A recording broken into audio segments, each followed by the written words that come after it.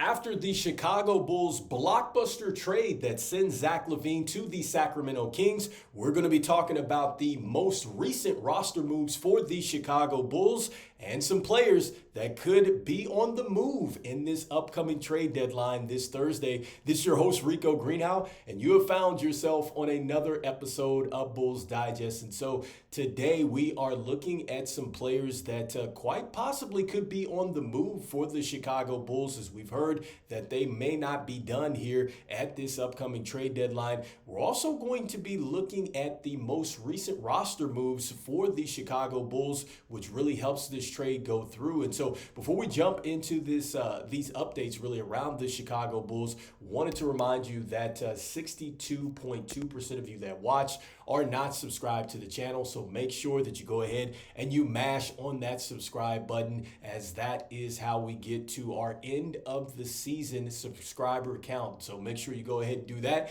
And so now let's go ahead and jump into this content for today, as we are looking at the most recent rumblings here around the Chicago Bulls. As you can see, they have waived two players here. And so those two players are Chris Duarte and Torrey Craig. And so the reason that the Chicago Bulls have waived these two players is because they needed to do so in order to finalize this trade, because it was not possible for the Chicago Bulls to go out there and ship off one player and take back three. They had to open up some roster spots. You see this tweet here from Casey Johnson that is saying that as expected, the Chicago Bulls opened up these spots here. But more importantly, I think that it is interesting to see that now that you have spots for Trey Jones, you have spots for Zach Collins, and also to Kevin Huerter, you're seeing that it's possible that the Bulls might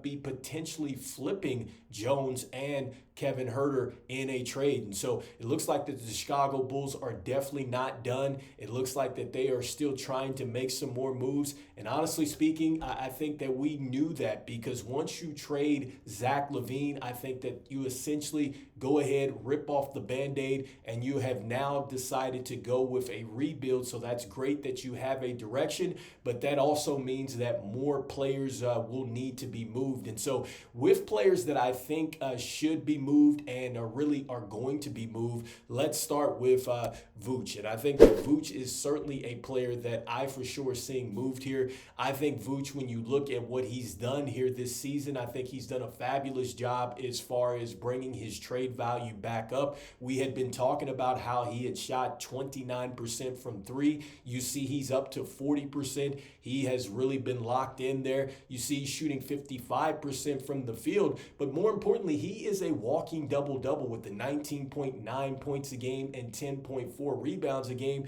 And I think that if you're trading for Vuce, you really have to be impressed with the fact that he got a triple-double on just 10 field goal attempts. That is pretty phenomenal for Vuce. And so that is good to see. He's a guy that can stretch the floor. I know he has some defensive flaws, but still, if you're trading for him, I think you're able to go ahead and really help out on that defensive end. And maybe he's a player that really pushes you over the top there, hopefully, if you are trading for him. But I think the bottom line is the Bulls have really got to make that move. They need to trade him off, because at this point in time, you want to maximize I think this the trade asset that you can get back. I still do believe Vuce at this point, he's on a deal which is going to be expiring. You should be able to get picks back, and if you're going with a rebuild, you need to get picks back. You need to get something else back. I understand the Bulls get control of their picks here moving forward, which is good. But now, if you're going with a rebuild, you just got to get some picks here. And so next up, another player that I absolutely think is going to be on the move, and a player that has been recently really discussed here on ESPN. I think if you go out there now, there's an article and also to a clip that shows, I think it's Bobby Marks, Brian Windhorst, and they're all on this panel here. I believe it's the NBA Today show, and they're talking about just the recent trade that just went down. Mark Spears is on there as well. And one of the things that comes up is just the Chicago Bulls and what is now their direction. And so Bobby Marks, he is saying that one of the players that maybe you should look for as being moved is going to be Lonzo Ball. He also mentions a player like Vooch, and then also too Coby White are players that maybe could be on the move here. And that kind of goes hand in hand with also to what Casey Johnson had also said here before this tweet went out, talking about that this is going to be a fluid week. He's saying that he's hearing that there's some optimism around a Lonzo Ball trade. And he also gives us some details about this Zach LaVine situation and saying that it looks like the Bulls were in fact engaged with the Milwaukee Bucks, but ultimately they decided to go with this Kings deal. But shifting back to Lonzo, and should he be moved, I absolutely think that he is a player that you can certainly get something back from. I think that if you feel like you're not going to bring him back for your long-term plans, I think you have got to move off of him, and you've got to move off of him now, because if not, you're just going to lose him in free agency for nothing, and you don't want to do that. And so if you know you're not bringing him back, there has to be some teams that I think are certainly interested into Lonzo and his services right now, because when you look at it, Lonzo is now back up to league average with his three-point shooting. You see he's at the 34%. I expect for that to go up because now he's come back from the wrist injury. And then I think also to his field goal percentage goes up as well. And then what you love about, Lonzo is just that he's showing that he hasn't lost a step. It almost looks like he hasn't missed any time. I still believe, man, this guy is the comeback athlete of the year with what he is doing. It's been phenomenal. He's up to 28 minutes. He's almost at the average starter minutes at about 30 minutes a game or something like that.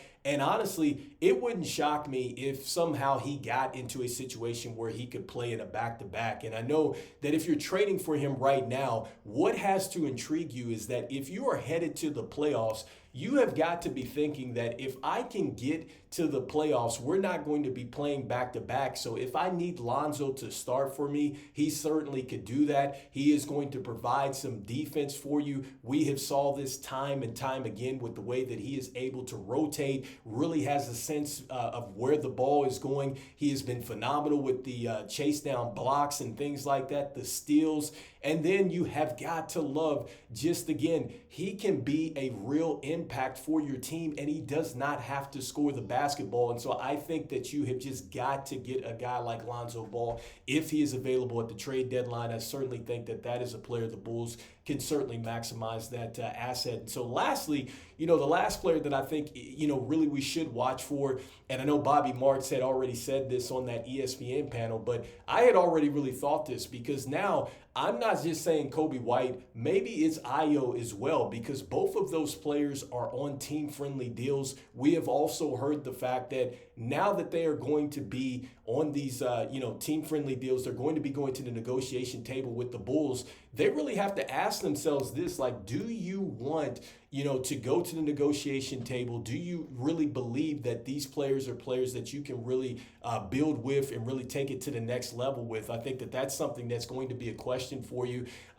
because if you feel like they're not going to be a part of your future, maybe Coby White, Ayo, maybe get you the most draft capital, because if you're going in a rebuild, I've said this before, you need as many bites as possible at the apple, right? You need as many draft picks as possible to get this thing rolling in the right direction. And so I'm not in the camp of trading Coby White and Ayo. I definitely love them here. I think that they have been hits for us in the draft. I think that even with the draft capital, it is no guarantee that this front office is going to get it right, as far as drafting the right players. And these were hits for us. And so I know that, it's been a bit rocky with Coby White, but I also think that a lot of that maybe comes down to the fact that between him and Ayo, they have both had to really shift and play multiple roles. And so I think that that's something you have to ask yourself. And then, if the front office is going to be like, do we want to invest some more time into these players? But, I do think that maybe there is a possibility that maybe one of the younger core